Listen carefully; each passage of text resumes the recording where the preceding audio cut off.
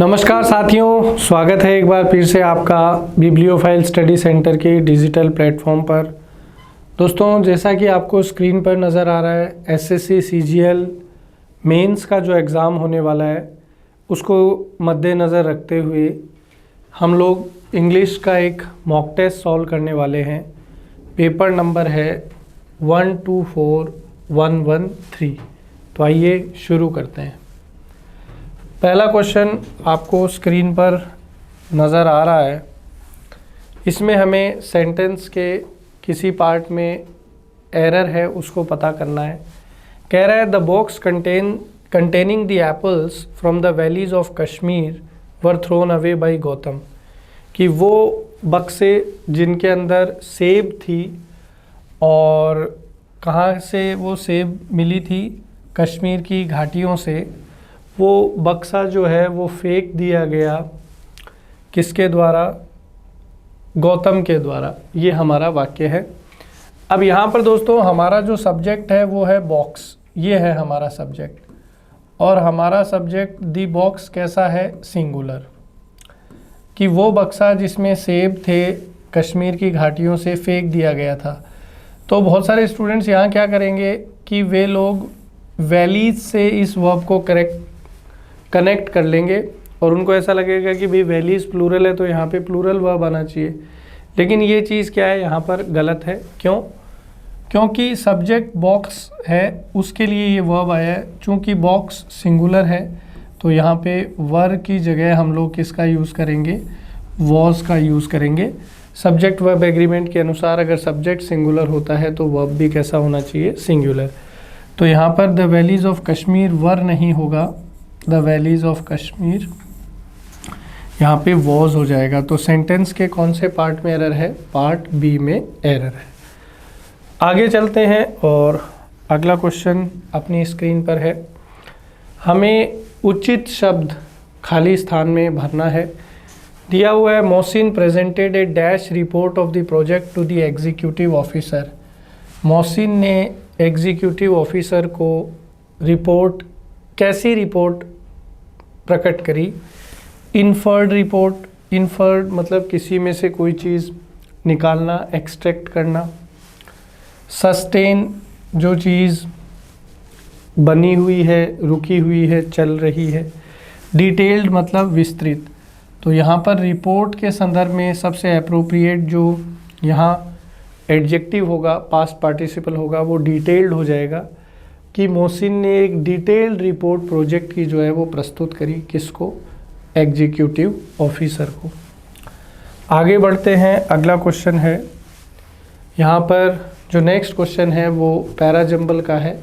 हमें यहाँ पर उचित जो है सीक्वेंस पता करना है। देखिए, पैराजंबल की ट्रिक मैं पहले भी आपको बता चुका हूँ कि हमारा जो ओपनिंग स्टेटमेंट होता है वो हमेशा कहाँ से शुरू होता है? प्रॉपर नाउन से शुरू होता है। तो हमें दिए गए जो सेंटेंस है उनमें प्रॉपर नाउन को ढूंढना है। तो प्रॉपर नाउन आपको यहाँ पर सी पार्ट में नज़र आ जाएगा कि हिमाचल हिल्स फेस्टिवल जो है वो एक ऐसा फेस्टिवल है जो ज़्यादातर फोकस करता है संगीत पर, और वहाँ के जो लोग हैं, कसौल के जो लोग हैं, वो संगीत के ऊपर बड़ा ध्यान देते हैं। फिर ऑप्शन ए आएगा कि सेलिब्रेशन जो है वो कसौल के आइसी क्लाइमेट मतलब बर्फ़ के वातावरण में वहाँ पर होता है, जहाँ पर बॉन फायर होता है और उसके चारों तरफ जो है ये सेलिब्रेट किया जाता है। बॉन फायर मतलब जहाँ पे लकड़ियों के माध्यम से आग जलाई जाती है और आग के चारों तरफ बैठकर जो इसको सेलिब्रेट किया जाता है। फिर भी आ जाएगा it is unforgettable experience for everyone listening to the beats perform by renowned DJs while watching young and brilliant vocalists perform live. और इसके अंदर जो है वहाँ पर शानदार तरीके का संगीत होता है, बॉन फायर होता है, और ये एक व्यक्ति के लिए मतलब न भूलने वाला अनुभव है। फिर डी आ जाएगा कि फेस्टिवल जो है वो एक दिन से ज़्यादा चलता है और कई बार 2 दिन तक भी ये फेस्टिवल चलता है, mainly 30th and 31st December, which is contrary to the majority of fairs and celebrations in India. 30 और 31 दिसंबर को ये मेनली होता है, मतलब जो नया वर्ष जब शुरू होने वाला होता है उस समय। और for party animals it is a blessing as the festival is a perfect blend of music, bonfire and cold weather. जो लोग पार्टी करना बहुत ज़्यादा पसंद करते हैं उनको पार्टी एनिमल बोलते हैं। तो पार्टी एनिमल्स जो होते हैं उनके लिए ये जो फेस्टिवल है एक तरीके से बहुत ही शानदार है।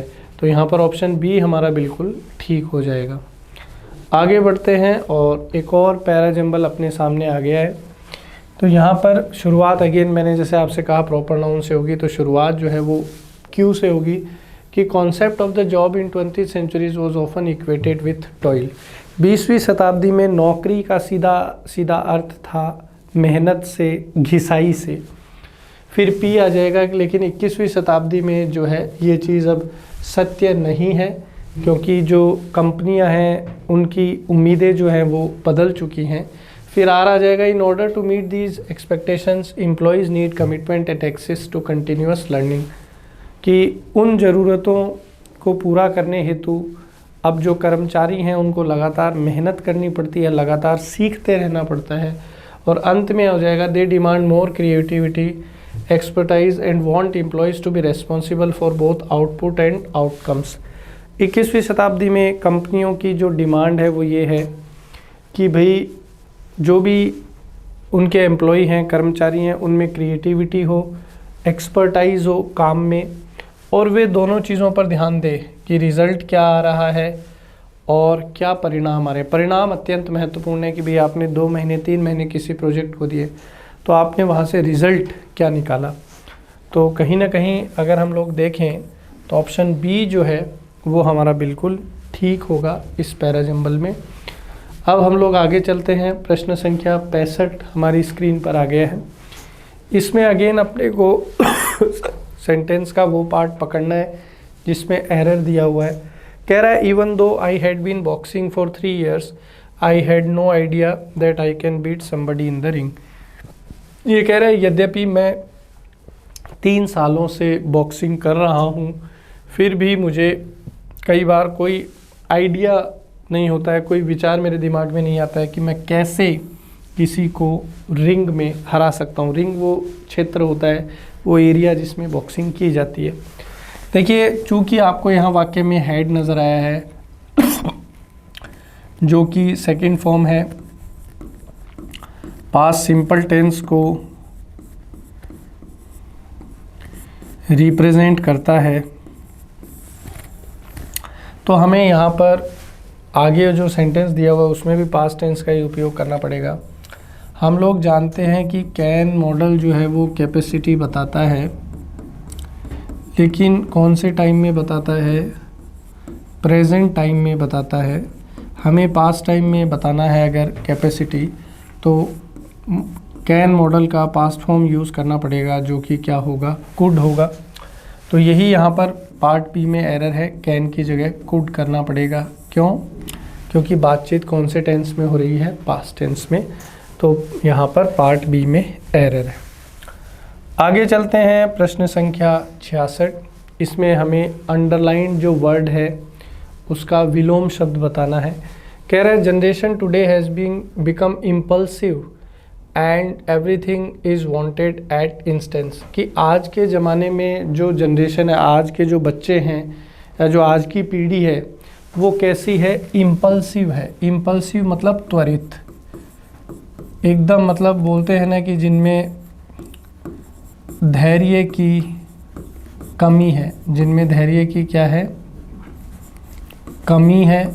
वो बिल्कुल भी इंतज़ार करना नहीं चाहते, तो उनको एक क्षण में, किसी एक इंस्टेंस में जो है उनको सब चीज़ें चाहिए। जैसे वो बोलते हैं ना कि आज की जो पीढ़ी है वो बिल्कुल इंतज़ार नहीं करना चाहती, चुटकी बजाते ही जो है उनके काम हो जाने चाहिए। किसी चीज़ पे समय नहीं देना चाहती, किसी चीज़ के बारे में सोच विचार नहीं करना चाहती। विलोम शब्द बताना है। तो एंग्री का मतलब आप जानते ही हैं, नाराज़। अननोन मतलब जिसके बारे में पता ना हो, अजनबी।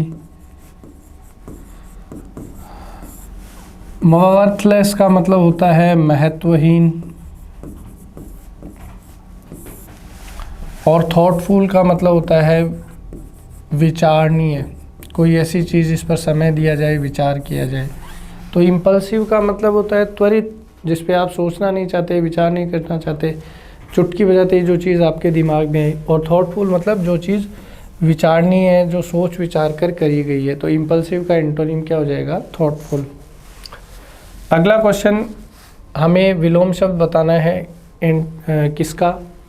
अंडरलाइंड वर्ड का। तो अब अंडरलाइंड वर्ड इसमें कौन सा है? एम्पलीफाई है।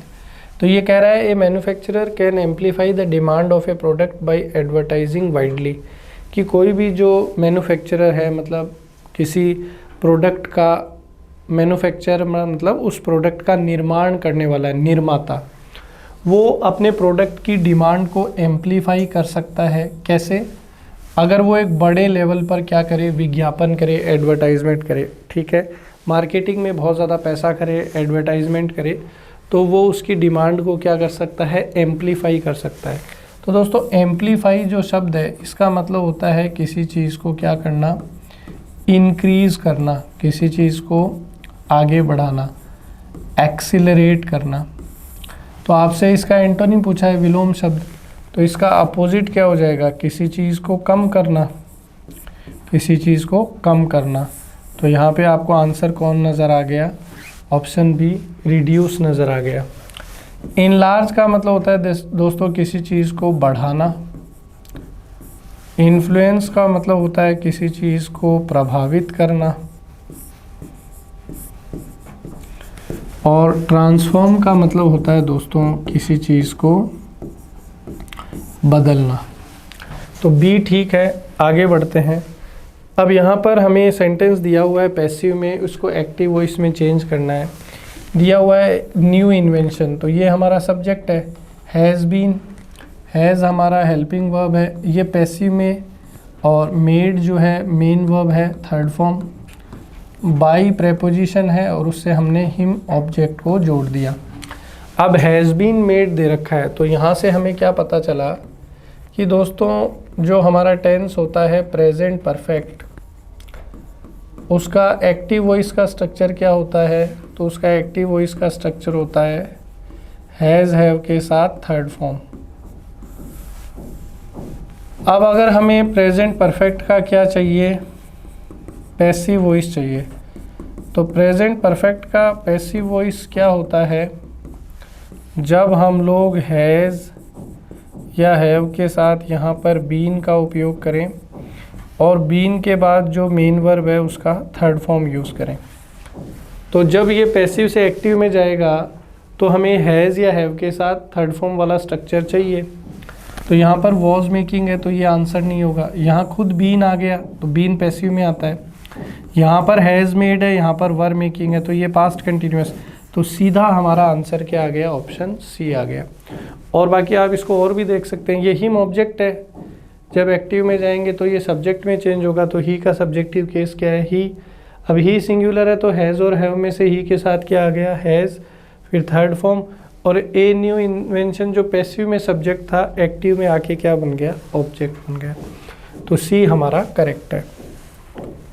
अगला अगर हम लोग देखें तो फिल इन द ब्लैंक्स हमें देखना है। कह रहे हैं the implementation of various schemes to fight the dash of malnutrition in children requires planning, coordination and monitoring. ये कह रहा है कि अगर सरकार विभिन्न प्रकार की योजनाएं लागू करना चाहती है जिससे कि वो कुपोषण, मेल न्यूट्रिशन का मतलब क्या होता है? कुपोषण। बच्चों में जो कुपोषण नामक एक बहुत बड़ी जटिल समस्या है, उसको अगर सरकार उसके जूझना चाहती है तो सरकार को एक बहुत ही ज़बरदस्त प्लानिंग्स की ज़रूरत है। तो किस चीज़ को? To fight the grimace, embrace, solace, menace. दोस्तों मिनेस का मतलब होता है एक बहुत बड़ी प्रॉब्लम, समस्या, चुनौती, चैलेंज। तो कुपोषण जो है वो हमारे लिए एक बहुत बड़ी चैलेंज है, प्रॉब्लम है। तो यहाँ पर ऑप्शन डी जो है ये हमारा उचित शब्द होगा। आगे बढ़ते हैं। अगला प्रश्न हमारी स्क्रीन पर आ गया है। फिल इन द ब्लैंक्स का क्वेश्चन है। कह रहा है my younger brother does not dash enough risk in life, कि मेरा जो छोटा भाई है वो जीवन में पर्याप्त रिस्क यानी कि खतरा नहीं उठाता। तो खतरा नहीं उठाता तो इसके लिए कौन सा वर्ड होगा? तो डिफेंड का मतलब होता है बचाना, डिफेंड का मतलब होता है बचाना। फेस का मतलब वैसे तो चेहरा होता है, और वर्ब के तौर पर अगर इसका मीनिंग देखें तो इसका मीनिंग होता है किसी चीज़ का सामना करना। मेक का मतलब होता है बनाना, और टेक का मतलब होता है लेना। तो छोटा भाई जीवन में पर्याप्त चुनौतियां नहीं लेता, तो कौन सा वर्ब यहाँ पर ठीक होगा? टेक वर्ब ठीक होगा, यानी क्वेश्चन नंबर 70 में बी ऑप्शन हमारा सही है। आगे चलते हैं 71। अब वन वर्ड सब्सटीट्यूशन का क्वेश्चन है। A person dealing with antics, एक ऐसा व्यक्ति जो डील विद का मतलब होता है व्यापार करना, व्यापार करता है किसका? एंटिक्स का। एंटिक्स का मतलब कि कोई पुरानी वस्तुएं हैं। कैसी वस्तुएं हैं? पुरानी वस्तुएं। आपने सुना होगा एंटीक पीस, एंटीक आइटम। तो पुरानी वस्तुएं जो हैं उनका व्यापार करने वाला जो व्यक्ति है उसको क्या बोलते हैं? पैडलर। दोस्तों पैडलर होता है फेरी वाला, जो ये घूम घूम कर सामान बेचते हैं, गलियों में आवाज़ लगाते हैं, उनको पैडलर बोलते हैं। ट्रेडर जो है ये व्यापारी है। आर्कियोलॉजिस्ट जो है ये जो प्राचीन चीज़ें होती हैं उनका अध्ययन करता है, प्राचीन वस्तुओं का अध्ययन करने वाला, प्राचीन वस्तुओं का अध्ययन करने वाला।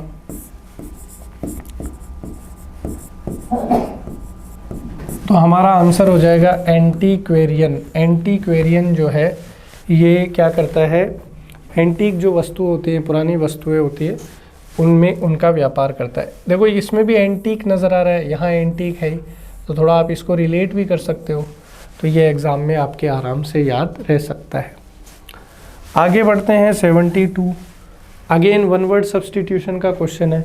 ये कह रहा है the quality of admiring oneself too much especially one's appearance, कि बहुत सारे ऐसे व्यक्ति होते हैं जो अपने आप की बहुत तारीफ़ करते हैं, अपने आप की बहुत ज़्यादा तारीफ़ करते हैं, विशेषकर अपीयरेंस। अपीयरेंस का मतलब होता है कि वो दिखने में कैसे हैं, दिखने में कैसे हैं। तो बहुत सारे लोग होते हैं ना जो अपने आप को बोलते हैं कि यार मैं तो शाहरुख खान लगता हूँ, कुछ सलमान खान लगता हूँ, मतलब अपनी तारीफ़ स्वयं करना, विशेषकर दिखने की। तो ऐसे उस चीज़ को क्या बोला जाता है? तो दोस्तों इस चीज़ को बोला जाता है नार्सिज्म बोला जाता है। क्या बोला जाता है? नार्सिज्म। ऐसा व्यक्ति जो अपनी बहुत तारीफ़ करता है, अपने आप को बहुत सुपीरियर मानता है, तो उसके लिए शब्द क्या है? नार्सिज्म। अगेन ये डायरेक्ट इनडायरेक्ट का क्वेश्चन आ गया, इसको सॉल्व करते हैं। डायरेक्ट स्पीच में इनडायरेक्ट में चेंज करना है। कह रहा है the mother asked the daughter can we buy tonight's dinner from the restaurant. Mother जो है उसने अपनी बेटी से पूछा कि क्या आज रात का डिनर हम लोग जो है वो रेस्टोरेंट से मंगा सकते हैं। दोस्तों जब भी डायरेक्ट से इनडायरेक्ट में जाते हैं तो एक चीज़ आपको ध्यान रखनी है कि कैन को हम लोग किस में चेंज करते हैं? कुड में चेंज करते हैं। तो अगर आपको ये चीज़ पता है तो ऑप्शन सी जो है वो आपका बाहर हो गया, ठीक है। दूसरी बात देखिए, यहाँ प्रश्नवाचक चिन्ह है, तो जब भी हम लोग रिपोर्टेड स्पीच में हेल्पिंग वर्ब से शुरू होता हुआ देखते हैं कोई प्रश्न, जैसे यहाँ कैन मॉडल है, मॉडल भी एक हेल्पिंग वर्ब ही है, तो अगर किसी हेल्पिंग वर्ब से शुरू होता हुआ देखते हैं रिपोर्टेड स्पीच में प्रश्न, तो उसको डायरेक्ट से इनडायरेक्ट में चेंज करते हैं, तो हम लोग कंजंक्शन का उपयोग करते हैं। कौन से कंजंक्शन का? या तो इफ़ का उपयोग करते हैं या वेदर का। अगर आपको ये जानकारी है तो आपने देखा कि फर्स्ट ऑप्शन में तो कंजंक्शन आपने लगाया ही नहीं, ना तो इफ़ लगाया ना वेदर, तो ए चला गया। तो ए और सी के जाने से अब ऑप्शन आपके पास कौन से बचे? बी और डी। तो इनको आपको चेक करना है। तो the mother asked the daughter if, अब ये वी फर्स्ट पर्सन है, अकॉर्डिंग टू सब्जेक्ट मदर के अनुसार दे में चेंज हो गया, और कैन किस में चेंज होगा? कुड में। अब डी में आपको दिया हुआ है इफ़ कुड दे, तो यहाँ हेल्पिंग वर्ब पहले आ गई। तो अगर हेल्पिंग वर्ब पहले आ गई तो प्रश्नवाचक स्ट्रक्चर बनेगा, मतलब लास्ट में प्रश्नवाचक चिन्ह आना चाहिए था। जबकि हम लोग जानते हैं कि डायरेक्ट इनडायरेक्ट में क्या होता है, प्रश्नवाचक को सकारात्मक वाक्य के स्ट्रक्चर में बदलना पड़ता है। मतलब पहले सब्जेक्ट आएगा फिर वर्ब आएगी, तो यहाँ पर पहले सब्जेक्ट आएगा फिर वर्ब आएगी। तो हमारा आंसर क्या हो जाएगा? Option B. तो 73 में बी हमारा बिल्कुल ठीक है। आगे बढ़ते हैं 74 आपको गलत स्पेलिंग बतानी है, ठीक है। चलिए कोई नहीं। देखिए कमिटी में डबल एम है, डबल टी है, डबल ई है, ये स्पेलिंग बिल्कुल ठीक है। कैलकुलेशन गणना, ये बिल्कुल ठीक है। एलिजिबिलिटी योग्यता, ये बिल्कुल ठीक है। तो हमारा आंसर होगा ऑप्शन ए, क्योंकि अनाउंसमेंट की स्पेलिंग में सिंगल एन नहीं आएगा, डबल एन आएगा। तो हमारा सही आंसर जो है ऑप्शन ए है। गलत स्पेलिंग हमें बतानी थी, सही स्पेलिंग क्या हो जाएगी, ANNOUNCEMENT। अनाउंसमेंट का मतलब क्या होता है पता है क्या? तो आप बोलेंगे सर अनाउंसमेंट का मतलब होता है घोषणा। तो 74 में ऑप्शन ए जो है वो हमारा ठीक है। 75 अगेन ये अपना क्या आ गया, पैरा जंबल आ गया। तो हमें जो है करेक्ट ऑर्डर में इसको बताना है। पैरा जंबल का मतलब वही है कि भाई सीक्वेंस, सही सीक्वेंस क्या होगा। तो जैसा मैंने आपको पहले भी कई बार बता रखा है कि प्रॉपर नाउन से शुरू करेंगे, तो यहाँ सी से शुरुआत हो जाएगी। The greatest injury British rule has done to Indians is to deprive them of natural instinct born in all free people, the feeling of an inherent right to self determination to be themselves. कि जो अंग्रेज़ों ने हम पे शासन किया, तो जो सबसे बड़ी चोट अंग्रेज़ जो शासन था, जिसने जो चीज़ जो सबसे बड़ी तकलीफ़ उन्होंने हमें दी, वो ये थी कि भाई कोई भी व्यक्ति जो अगर स्वतंत्र जन्म लेता है तो उसके अंदर जो एक वो सेल्फ डिटर्मिनेशन जो होता है, दृढ़ संकल्प होता है, आत्मसंकल्प होता है, वो कहीं ना कहीं भारतीयों में जो है कमज़ोर कर दिया अंग्रेज़ों ने। फिर भी आ जाएगा Indian dress, Indian food, Indian ways, Indian customers are all looked on as second rate, Indian mother tongue and Indian literature can not make an educated man. भारतीय कपड़े, भोजन, हर चीज़ में कहीं ना कहीं वो एक वेस्टर्न कल्चर का प्रभाव आज भी हम लोग देख सकते हैं। और जो साहित्य है, ज़्यादातर जो पढ़ाई है, उसमें सब जगह अंग्रेज़ी का कहीं ना कहीं एक वो प्रभाव आपको नज़र आता है। फिर ऑप्शन सेंटेंस डी होगा कि Indians as well in Englishman take it for granted that the natural rights of every nation do not belong to them. They claim a large share in the government of the country and they are expected to feel grateful their boons of concession. भारतीय हो चाहे अंग्रेज़ हो, वो अपने आप को कहीं ना कहीं एक पिछड़ा हुआ व्यक्ति जो है समाज में महसूस करते हैं। फिर thank God that India's eyes are opening, that migrates of her people realize that they are man with a man's right to freedom in his own country, a man's right to manage his own affair. लेकिन ईश्वर का धन्यवाद है कि दिन प्रतिदिन जो है लोगों के विचार में सुधार आ रहा है और वो वेस्टर्न कल्चर से दूर होकर भारतीय होने को प्राथमिकता दे रहे हैं। और अंत में ये आ जाएगा India is no longer on her knees for won, she is on her foot for rights. कि भारत जो है अब वो घुटनों पे नहीं है, कमज़ोर नहीं है, डे बाय डे भारत विश्व शक्ति बनने की ओर अग्रसर है। तो यहाँ ऑप्शन बी जो है ये हमारा बिल्कुल ठीक होगा। आगे हम लोग चलते हैं। अगला क्वेश्चन है, एरर फाइंड आउट करना है सेंटेंस के अंदर। कह रहा है they were grateful for a bread we gave them, कि वो जो है हमारे कृतज्ञ थे, हमारा उन्होंने बहुत बहुत धन्यवाद दिया क्योंकि हमने उनको क्या दी थी, ब्रेड दी थी। देखिए जो ब्रेड है दोस्तों, ये प्लूरल वर्ड है। अब अगर ब्रेड प्लूरल है तो इससे पहले ए एन द का प्रयोग नहीं कर सकते। तो अगर आप ब्रेड के एक टुकड़े की बात कर रहे हैं, भी ब्रेड जो है इस तरीके से, आपने देखा होगा ब्रेड का पैकेट आता है, तो इस पूरे को हम लोग ब्रेड बोलते हैं। तो अगर आप यहाँ से ए हटा देते हैं और बोलते हैं they were grateful for bread we gave them, तो ठीक है कि उन्होंने उनको ब्रेड दिया, ब्रेड का पैकेट। अगर एक ब्रेड के टुकड़े की बात करना चाहते हैं तो आपको यहाँ पर बोलना पड़ेगा ए लोफ ऑफ ब्रेड। क्या बोलना पड़ेगा, ए लोफ ऑफ ब्रेड। ठीक है, तो दोनों तरीके से आप इसको ठीक कर सकते हैं। या तो ए को हटा दीजिए, अगर ए रखना चाहते हैं तो ब्रेड का एक टुकड़ा आपको बोलना पड़ेगा, तो उसके लिए क्या बोलेंगे, ए लोफ ऑफ ब्रेड। तो कुल मिला के जो है यहाँ पर सी में यहाँ एरर हो गया है। आगे बढ़ते हैं, प्रश्न संख्या 77। अगेन पैरा जंबल का क्वेश्चन है। तो ये कह रहा है कि शुरुआत कहाँ से होगी, प्रॉपर नाउन से होगी। कि an extensive body of research demonstrate the business benefits of flexible working. कि एक रिसर्च बॉडी ने रिसर्च की और उसमें उन्होंने बताया कि व्यापार के अंदर जितना लचीलापन होगा उतना ज़्यादा फायदा होगा। Yet despite this overwhelming evidence, access to flexible work and careers is not widespread.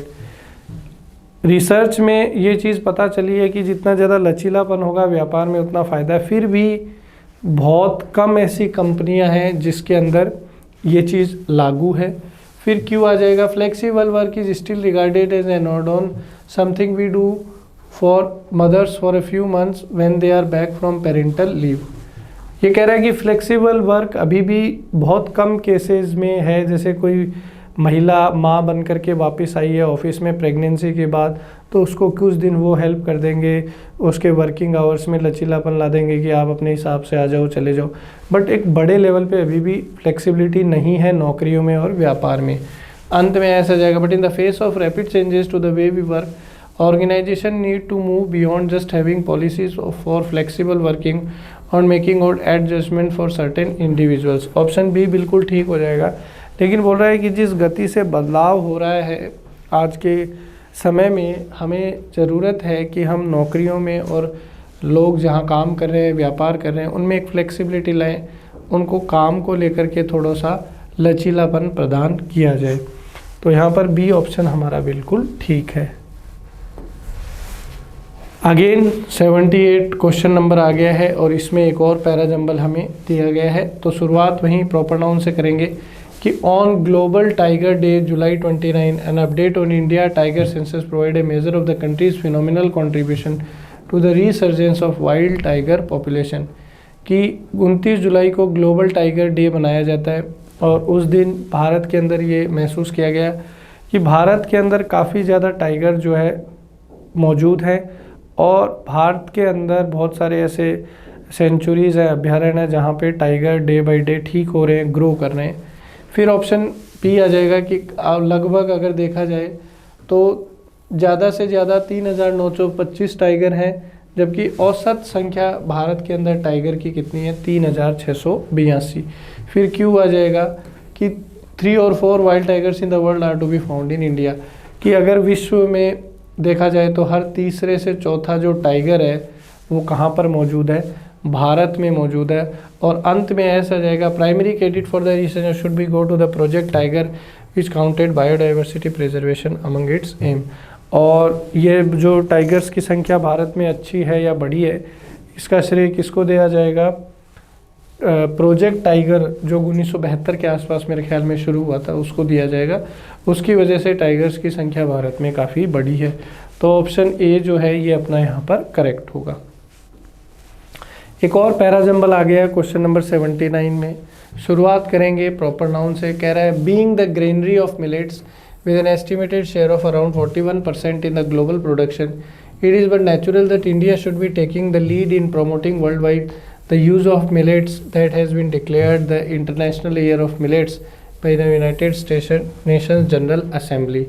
कि भारत जो है वो आप जानते हैं कि जो अनाज है उसके अंदर प्रोडक्शन में बहुत अच्छी एक भूमिका निभाता है और 2023 को जो है इंटरनेशनल ईयर ऑफ मिलेट्स घोषित किया गया यूनाइटेड नेशंस जनरल असेंबली में। तो उसमें भारत का एक बहुत बड़ा योगदान है उसको प्रमोट करने का। अपने जो प्रधानमंत्री जी हैं वो भी मोटे अनाज पे जोर दे रहे हैं कि मोटा अनाज ज़्यादा खाया जाना चाहिए। फिर ऐसा जाए कि in fact having success in 2018 its national year of millets, it was India that propose to the UN. Bharat ने जो है 2018 के बाद में जो ये मोटा अनाज है मिलेट्स वगैरह, इसमें इनके प्रोडक्शन में बहुत अच्छा काम किया है, इसलिए भारत ने ही सजेशन दिया था यूएन को कि इसको इंटरनेशनल ईयर ऑफ मिलेट्स बनाइए। फिर आर आ जाएगा कि यहाँ पर जो है with the aim of elevating malnutrition and macronutrients deficiency among the poor, introduce millets in it Poshan Abhiyan after notifying them and nutri cereals in 2018। और भारत जो ये अपने पब्लिक डिस्ट्रीब्यूशन सिस्टम की बात करे, जो राशन का अनाज जो भारत सरकार देती है गरीब लोगों को, उसमें अब ज़्यादा वो मोटे अनाज को शामिल कर रहे हैं, मिलेट्स को शामिल कर रहे हैं, क्योंकि वो जो है आपके न्यूट्रिशन को बहुत अच्छे से फुलफ़िल करता है। और अंत में भी आ जाएगा the emphasis on millets led to 25% growth in their production India as compare to 16 million metric tons produced in the previous year. और पिछले साल की तुलना में 27% इंक्रीमेंट हुआ है मिलेट्स के प्रोडक्शन में। तो कहीं ना कहीं भारत जो है वो तेज़ी से आगे बढ़ रहा है। तो यहाँ पर 79 में ऑप्शन सी जो है वो हमारा ठीक हो जाएगा। अब अगला जो क्वेश्चन है ये हमारा बेसिकली एक मुहावरा आ गया है, ईडीएम आ गया है, फ्लाई ऑफ दी हैंडल। तो इस मुहावरे का अर्थ क्या होगा? तो इसका मतलब होता है अपना आपा खो देना। इसका मतलब क्या होता है? अपना आपा खो देना, पेशेंस लूज कर देना। तो इसका आंसर हो जाएगा B, to lose one's temper suddenly and unexpectedly, अचानक से अपना आपा खो देना। अगला क्वेश्चन है सिनोनिम पर्यायवाची बताना है ससेप्टिबल का। दोस्तों ससेप्टिबल का मतलब होता है कि जिसको हम लोग जो क्या नहीं कर सकते, दबा नहीं सकते, जिस पर दबाव नहीं डाल सकते, तो अपन क्या बोलते हैं अंग्रेजी में? इम्प्रेशनेबल बोलते हैं। तो ऑप्शन सी जो है ये हमारा आंसर हो जाएगा। अगर हम लोग आगे चले 82 की तरफ, तो अगेन एक पैरा जंबल आ गया है। तो इसका उचित कॉम्बिनेशन क्या होगा? तो पी से शुरू करेंगे कि ग्लोबल हंगर इंडेक्स जो है वो दिखा रहा है कि भारत जो है अपनी रैंक जो है उसमें और ज़्यादा नीचे आ गया है।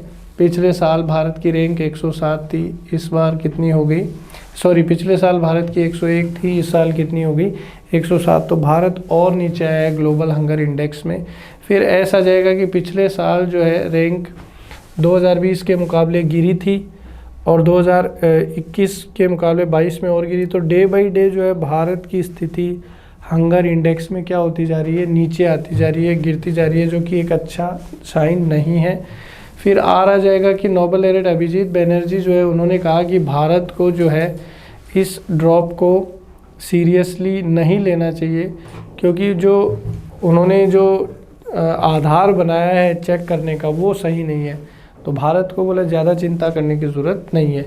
फिर क्यों आ जाएगा कि GHI claims that it uses the data presented by India to the UN to measure the proportion of undernourishment in children under 5 through the indicators of undernourishment, child wasting, child stunting and child mortality। Actually क्या है, global hunger index में वो बच्चों की जो मृत्यु दर होती है वो भी कई बार ये शामिल कर देते हैं। तो ये कोई सही एक तरीका नहीं है कैलकुलेट करने का हंगर इंडेक्स को, तो इसलिए इसको ज़्यादा सीरियस लेने की ज़रूरत नहीं है। बाकी जो कॉम्बिनेशन ऑफ सेंटेंसेस है वो बी के द्वारा बिल्कुल ठीक है। अगला ये कह रहा है कि फिल इन द ब्लैंक्स कह रहा है Sunita always wears dash clothes. Sunita always हमेशा कैसे कपड़े पहनती है? तो आप बोल सकते हैं कि सभ्य कपड़े पहनती है, अच्छे कपड़े पहनती है। तो डिसेंट का मतलब होता है असहमति, किसी चीज़ पर सहमत न होना, ठीक है। डिस्टेंट का मतलब होता है दूर, डिसेंट का मतलब होता है किसी चीज़ का नीचे आना। तो यहाँ पर ये ऑप्शन सी जो है ये हमारा बिल्कुल ठीक हो जाएगा। इस डिसेंट का मतलब होता है सभ्य। तो सुनीता हमेशा सभ्य कपड़े पहनती है, डिसेंट क्लोथ्स। ऑप्शन सी हमारा ठीक है। ग्रामेटिकल एरर फाइंड आउट करना है। कह रहा है the British government claimed that the Jallianwala Bagh massacre was an inadvertent measure taken by the police.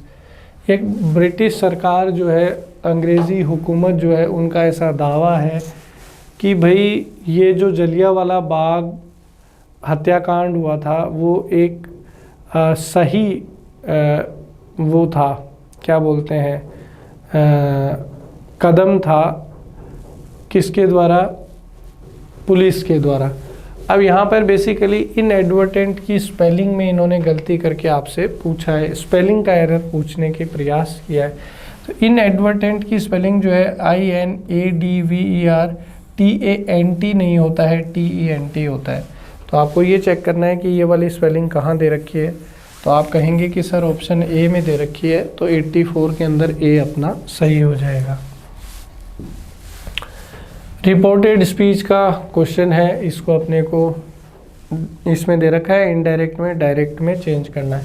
कह रहा है I said that I would go to the temple. तो वुड जो है ये विल में चेंज होगा। भाई आप जानते हैं कि डायरेक्ट स्पीच में अगर विल है तो इनडायरेक्ट में वुड होगा। तो अगर इनडायरेक्ट स्पीच में वुड है तो डायरेक्ट में विल होगा। तो विल कहाँ है? बी में है। तो सीधा हमारा आंसर क्या हो जाएगा 85 में बी। एग्ज़ाम में भी इस तरीके से ही करना है, फास्ट, ज़्यादा टाइम वेस्ट नहीं करना है। 86 की तरफ जाएं तो अपने को इनडायरेक्ट दे रखा है, डायरेक्ट में चेंज करना है। कह रहा है Mohit ordered Rohit to be honest, imperative sentence है। तो मोहित सैड, रोहित से क्या कहा, रोहित से कहा है भाई सुझाव है ना, मोहित को यही तो कह रहा है कि भाई आपको जो है क्या होना चाहिए, ईमानदार होना चाहिए। अब ऑर्डर दे रहा है मतलब एक तरीके से सिंपल सलाह नहीं है, आदेश जो है थोड़ा स्ट्रॉन्ग टर्म्स में आ जाता है। तो यहाँ मस्ट का उपयोग कर लेंगे कि जो चीज़ कंपलसरी है। तो मोहित ने कहा Rohit you must be honest, कि तुम्हें क्या होना चाहिए, ईमानदार होना चाहिए, तुम्हें क्या होना चाहिए, ईमानदार होना चाहिए। 87 में आपको अंडरलाइन वर्ड जो है उसको वो करना है, मुहावरे के तौर पे बताना है।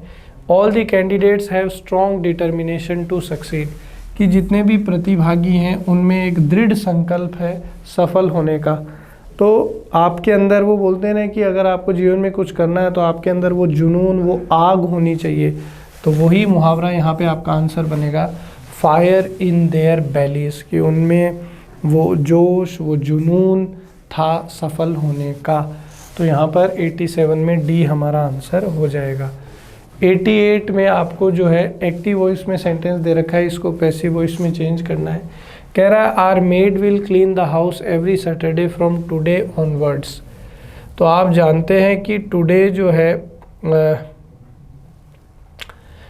उसको दैट डे में अपन चेंज करते हैं इनडायरेक्ट में, लेकिन ये पैसिव वॉइस का क्वेश्चन है तो यहाँ पर ये गलती आपको नहीं करनी है, ध्यान रखना है।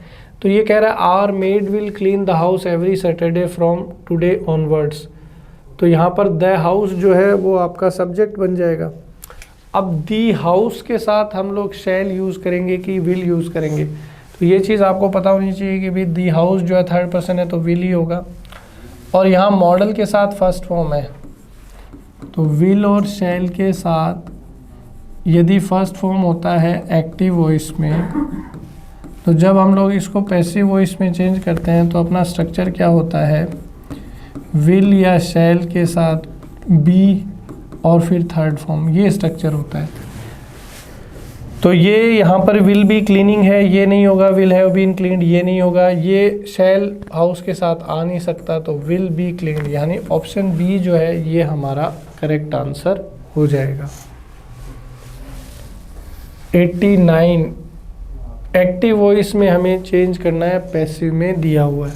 कह रहा है Tejaswini had been offered a huge amount by the publisher last year for translating the work. Had been offered है, तो हैड बीन ऑफर्ड जो है ये पास्ट परफेक्ट का पैसिव है। तो पास्ट परफेक्ट का एक्टिव वॉइस का स्ट्रक्चर क्या होता है, तो पास्ट परफेक्ट का एक्टिव वॉइस का स्ट्रक्चर होता है हेड के साथ क्या आना चाहिए, थर्ड फॉर्म आना चाहिए। तो आपको चेक करना है कि हेड के साथ थर्ड फॉर्म कहाँ है, तो हेड के साथ थर्ड फॉर्म कहाँ पर है, ऑप्शन सी में है। तो 89 के अंदर हमारा आंसर क्या आ जाएगा, सी हो जाएगा। 90 आ गया। अब ये क्लोज टेस्ट का क्वेश्चन है, तो क्लोज टेस्ट में वही है कि पूरा पढ़ो और उचित शब्द लगाओ। कह रहा है the environment of the earth is a great dash to mankind, कि जो एनवायरनमेंट है, जो हमारे आसपास का वातावरण है, वो मानवता के लिए क्या है, तो वो एक मानवता के लिए बहुत बड़ा आशीर्वाद है, ब्लेसिंग है। क्योंकि भाई ईश्वर ने हमें इतना अच्छा वातावरण दिया है, पीने के लिए पानी, सांस लेने के लिए ऑक्सीजन, तो ये एक तरीके से ईश्वर ने हमें आशीर्वाद दिया है। तो पहले में ऑप्शन में ब्लेसिंग आ जाएगा।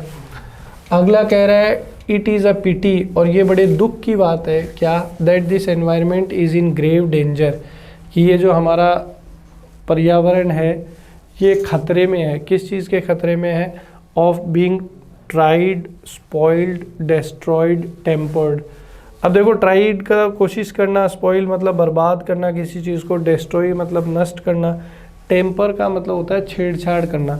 तो आप जानते हैं कि हमारा जो पर्यावरण है उस पर खतरा है, किस चीज़ का खतरा है, नष्ट होने का। तो it is danger of being destroyed, नष्ट होने का, ख़त्म होने का खतरा है हमारे पर्यावरण पे। And that this danger is being posed by man himself, और ये खतरा किसकी वजह से है? हम मनुष्यों की वजह से ही है, क्योंकि हम लोग पोल्यूशन करते हैं, कचरा फैलाते हैं, गंदगी फैलाते हैं। आगे कह रहा है humans have seldom given thought to the fact that the air they breathe, the water they drink और the food they eat could be dash. ये कह रहा है कि मानव जो कभी इस बारे में नहीं सोचता कि जो हवा जिससे वो सांस ले रहा है, वो पानी जो वो पी रहा है, या वो भोजन जो वो खा रहा है, could be exhausted. Could be exhausted, exhausted का मतलब होता है किसी चीज़ का ख़त्म होना। तो एक दिन ऐसा आ सकता है कि ये जो सारी चीज़ें क्या हो जाएं, समाप्त हो जाएं, ख़त्म हो जाएं। Could be exhausted. They have always assumed the bounties of nature to be inexhaustible. अब देखो यहाँ पर आगे उसने बता भी दिया आपको इनडायरेक्टली कि पीछे एग्जॉस्टिबल आएगा, क्योंकि यहाँ ये कह रहा है कि मानव को ऐसा लगता है कि पानी, वायु, भोजन ये कभी ख़त्म ना होने वाली चीज़ें। There is little dash on their part that what they consider progress is seriously disturbing the ecological balance and leading to the breakdown of life supporting systems on the earth। और ये एक चीज़ ये भी बोला है कि मानव इस चीज़ को नहीं समझ रहा है, अपनी गलती को स्वीकार नहीं कर रहा है कि जिस चीज़ को वो विकास कह रहा है, जिस चीज़ को वो प्रोग्रेस कह रहा है, वही चीज़ डे बाय डे हमारे पर्यावरण का जो संतुलन है उसको नष्ट कर रही हैं, उसको बर्बाद कर रही हैं। तो देयर इज़ लिटिल रियलाइजेशन कि बिल्कुल भी मानव इस चीज़ के बारे में नहीं सोच रहा है कि दिन प्रतिदिन वो जिस पर्यावरण को नष्ट कर रहे हैं वो उनके लिए एक दिन बहुत ज़्यादा घातक होगा। आगे चलते हैं, अब अपने पास एक पैसेज यहाँ पर आ गया है। The just concluded state visit of prime minister Narendra Modi to the United States is undoubtedly a new gambit by both sides to propel their strategies cooperation to the unprecedented level while turning treaty allies। प्रधानमंत्री जो है United states में जो उनका भाषण रहा, जो involvement रहा, उससे जो है कहीं ना कहीं भारत की प्रगति को जोड़ा जा सकता है। भारत ने जो है एयर स्पेस के अंदर बहुत ज़्यादा वहाँ पर डील्स करी है, बहुत ज़्यादा जो है अपना रुझान बताया है कि भारत जो है बहुत सारे देशों के साथ मिलकर अपने डिफेंस के ऊपर काम करेगा, जिसमें वो एयरक्राफ्ट वगैरह बनाएगा, मीडियम कॉम्पैक्ट एयरक्राफ्ट बनाएगा। मिलिट्री ऑपरेशंस जो है वो भारत अमेरिका के साथ मिलकर करेगा, जिसके अंदर C-130 C-17 globe master aircraft जो है उसका उपयोग किया जाएगा। हेलीकॉप्टर्स अमेरिका के साथ मिलकर बनाएगा। तो भारत जो है अमेरिका के साथ जो है काफ़ी ज़्यादा टेक्नोलॉजी को लेकर के ट्रीटीज़ कर रहा है, और यूएस जो है एग्रेसिवली मदद भी कर रहा है। F-16 F-18 इस तरीके के एयरक्राफ्ट भारतीय एयरफोर्स को देने की बात हुई है, नेवी को देने की बात हुई है। India and the US have effort under the defence technology trade initiative some years ago, but now new jet engine deal is an investment in each other to address the shared security concerns while continuing to navigate the disagreements। और भारत और America ने अपने सारे जो मतभेद हैं वो भुला करके टेक्नोलॉजी पर काम करना शुरू किया है। तो इस तरीके से इस पैसेज के अंदर मेनली जो बात है वो भारत और अमेरिका के जो सुरक्षा समझौते हुए डिफेंस एग्रीमेंट्स हुए उनके ऊपर है। तो अब हम लोग जो है थोड़ा सा इसके क्वेश्चंस की तरफ चले जाते हैं। क्वेश्चन नंबर 94 का अपना आंसर जो है वो ऑप्शन ए हो गया है, क्योंकि यहाँ पर जो है भारत मीडियम कॉम्पैक्ट एयरक्राफ्ट और लाइट कॉम्पैक्ट एयरक्राफ्ट जो है इनको इम्प्रूव करना चाह रहा है। अगला जो क्वेश्चन है क्वेश्चन नंबर 95, इसमें कह रहा है which of the following statements is true based on the given passage. जो पैसेज हमें दिया है उसके आधार पर उचित वाक्य क्या है? तो potential joint manufacture of General Electric aerospace engines in India is intended to power India's indigenous compact aircraft. कि जो युद्ध में या लड़ाई में जो एयरक्राफ्ट यूज़ करना है भारत को, उनमें इम्प्रूवमेंट करने के लिए, उनमें सुधार करने के लिए भारत जो है वो उपयोग कर रहा है किसका? एरोस्पेस इंजन्स का। तो सी ऑप्शन हमारा यहाँ पर करेक्ट है। आगे ये कह रहा है what is one of the shared concerns between India and the US mentioned in the passage. Bharat और अमेरिका के बीच में कौन से ऐसे कंसर्न्स हैं, कौन सी ऐसी समस्याएं हैं जो दोनों के लिए दिक्कत है। India's desire to protect its borders and sovereignty. Bharat जो है वो अपने सीमाओं का जो सुरक्षा करना चाहता है और इसी प्रकार से अमेरिका भी सुरक्षा करना चाहता है। तो ये दोनों के बीच में एक मिली जुली जो है संधि है कि दोनों अपने आप को मजबूत बनाना चाहते हैं। तो 96 में बी हो जाएगा।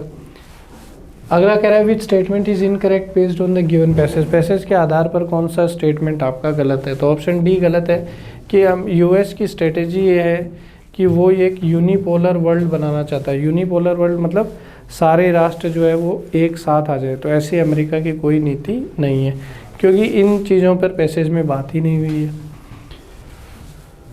अगला एक और पैसेज हमारे सामने आ रहा है। After a sluggish first 2 weeks that India receive nearly 50% below normal rains, the south west monsoon has picked up. Not only has the cumulative rainfall deficit for June come down 2%, the monsoon has covered 95% of against the only northeast half of till June 40। ये जो passage है ये mainly जो है वर्षा के ऊपर है कि शुरू में इस बार जब वर्षा ऋतु शुरू हुई थी तो बरसात कम थी, परंतु दिन प्रतिदिन जो है बरसात ने जो है तेज़ी पकड़ी और उसके बाद में काफ़ी ज़्यादा इस बार बरसात हुई। और ये जो है बेसिकली अल नीनो का प्रभाव था और उसके अंदर खरीफ और रबी की जो फसलें हैं उनको जो है काफ़ी फ़ायदा हुआ। और भारत सरकार जो है उसने इरिगेशन की जो नीतियां हैं उनमें काफ़ी ज़्यादा सहयोग दिया है, काफ़ी ज़्यादा बढ़ावा दिया है और इसकी वजह से प्रोडक्शन जो है वो बढ़ रहा है। अब अपन अगर आगे चले तो यहाँ पर पहला क्वेश्चन है कि based on the passage what it can be about the importance of rainfall at various stages of crop growth. की भी पैसेज के आधार पे बताइए कि जो रेनफॉल है या जो इरिगेशन है उसका क्या इंपॉर्टेंट है। तो इसमें ऑप्शन सी बिल्कुल ठीक होगा कि rainfall is equally important through out all stages of crop growth from germination too early reproductive growth. कि जो सिंचाई है उसका बहुत बड़ा उपयोग है प्रोडक्शन के अंदर। इरिगेशन जब तक होता है, जब तक वो बरसात होती है तो उसका फ़ायदा मिलता है शुरू से लेके अंत तक। तो सी ऑप्शन ठीक हो जाएगा। अगला कह रहा है कि what implication of an early arrival of El Nino is suggested in the page. El Nino के शुरू में आने से क्या प्रभाव है। तो अल नीनो जो है वो नॉर्मल रेन्स जो है उनको बढ़ावा देता है और इससे खरीफ और रबी की फसलों को फ़ायदा मिलता है। तो सी ऑप्शन अपना ठीक हो जाएगा। अगला कह रहा है कि जो एनडीए गवर्नमेंट है, बीजेपी गवर्नमेंट है, उसने किस तरीके की योजनाएं दी है। तो ये कह रहा है restricting exports and imposing stocking limits on traders and processors. Bharat सरकार जो है उसने कहा है कि भी बाहर से आप जो है भोज्य सामग्री ज़्यादा आयात नहीं कर सकते, ठीक है, और निर्यात नहीं कर सकते ताकि जो प्रोडक्शन है वो भारत का भारत में ही रह जाए। तो बी ऑप्शन जो है वो अपना ठीक है। अगला कह रहा है कि पैसेज के अनुसार पंजाब और हरियाणा के जो किसान हैं उनको गेहूं और चावल के अंदर पानी की कमी महसूस हो रही है, कम पानी है। तो इसके लिए भारत सरकार क्या कर रही है। तो भारत सरकार जो है उनको कह रही है कि वो उनको इरिगेशन भी देगी और मिनिमम सपोर्ट प्राइस जो एमएसपी बोलते हैं उसके अंदर भी जो है किसानों की सरकार मदद करेगी। तो 101 में बी हो जाएगा। अगला जो पैसेज है कह रहा है one of the greatest sailing adventures of the past 25 years the conquest of the north west Passage powered by sail human muscle and determination. कह रहे हैं कि पिछले 25 सालों में जो सबसे बड़ा जो रहा है एडवेंचर वो मानव जाति का वो ये रहा है कि उन्होंने जो है नॉर्थ जो ये वेस्ट पैसेज है उसको कॉन्कर किया है, वहाँ पे वो गए हैं और इसके अंदर उन्होंने बताया कि बहुत सारे एक्सप्लोरेशन हुए हैं और अलग अलग तरीके के जानवर वहाँ देखने को मिले हैं, अलग अलग तरीके की भोज्य सामग्री देखने को मिली है। क्वेश्चंस की तरफ आते हैं। पहला क्वेश्चन जो है ये कह रहा है कि what is the paradox of Arctic according to the passage. Paradox of Arctic जो है ये क्या है। Some areas flourish with life while others are completely devoided. Arctic जो क्षेत्र है ऐसा जो बोला जाता है कि धरती का सबसे जो है बहुत ही दुर्गम स्थल है, वहाँ पे अपन देखते हैं कि कुछ प्रजाति जो है फल फूल रही हैं और कुछ प्रजाति पेड़ों की जानवरों की बिल्कुल ही नहीं है। तो ये चीज़ जो इसको बोला जाता है पैराडॉक्स ऑफ आर्कटिक। तो ऑप्शन सी ठीक है। अगला कह रहा है कि what emotions did the voyagers feel during their journey, यात्रा के दौरान जो वॉयेजर्स मतलब समुद्री यात्रा के दौरान उनको कैसी चीज़ें महसूस होती है। तो उनको एक्साइटमेंट मतलब कई कई बार उनको अच्छा भी लगता है, कई कई बार वो जब डर भी महसूस होता है जब समंदर के अंदर तूफान आ जाता है। अगला ये क्वेश्चन कह रहा है कि एंटोनिम बताइए माइन्यूटनेस का। माइन्यूट का मतलब होता है सूक्ष्म से सूक्ष्म, छोटी से छोटी, तो इसका अपोजिट हो जाएगा इमेंसिटी, क्योंकि इमेंसिटी का मतलब होता है विशालकाय। अंतिम प्रश्न है अपना कि what is the central theme of the passage. Passage की सेंट्रल थीम क्या है? तो पैसेज की सेंट्रल थीम है Mackenzie and Beedles first wind powered crossing of the north west passage. North waste passage में जो पहली बार मानव ने जो पार किया वो इस पैसेज में बताया गया है। तो दोस्तों इसी के साथ ये सेशन हमारा यहाँ पर समाप्त होता है। इसके अगली चर्चा होगी अगले सेशन में। Thank you so much.